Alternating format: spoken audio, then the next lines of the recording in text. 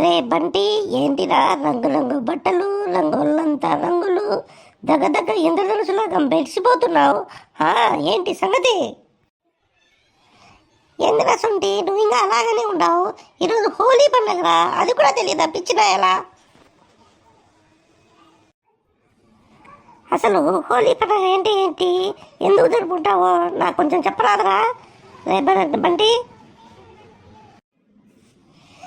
దీనికి ముఖ్యంగా 2 కారణాలు పురాణాల్లో ఉన్నాయరా.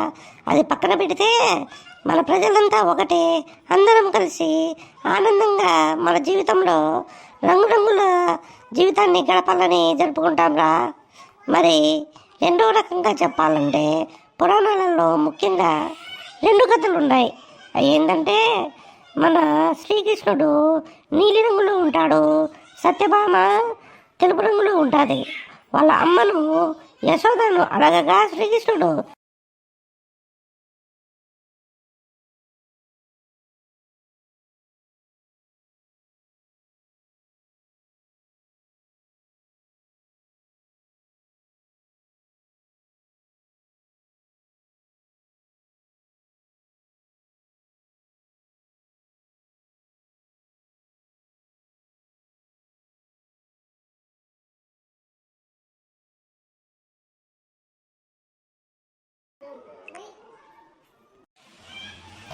మరి రెండవ కథ ఏంటరా బంటి?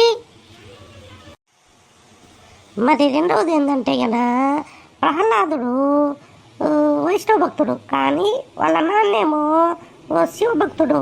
ఎప్పుడు కూడా నువ్వు శివనామం పలకాలని ఎన్నిసార్లు చెప్పినా కానీ ఎప్పుడు కూడా ప్రహ్లాదుడు వైష్ణవున్నే ప్రార్థిస్తూ ఉంటాడు.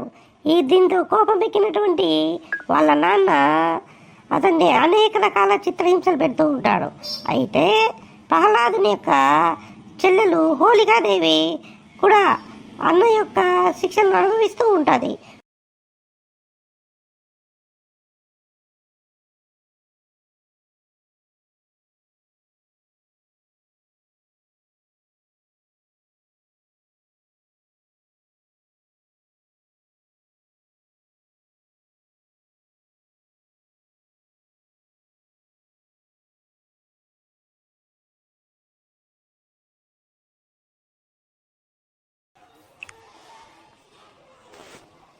దీనికి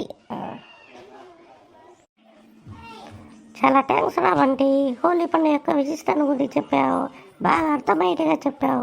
పద అందరము కలిసి ఫ్రెండ్స్తో కలిసి హోలీ పండుగను జరుపుకుందాం. హాయ్ వ్యూవర్స్, అందరికీ హోలీ పండుగ శుభాకాంక్షలు. Bye bye.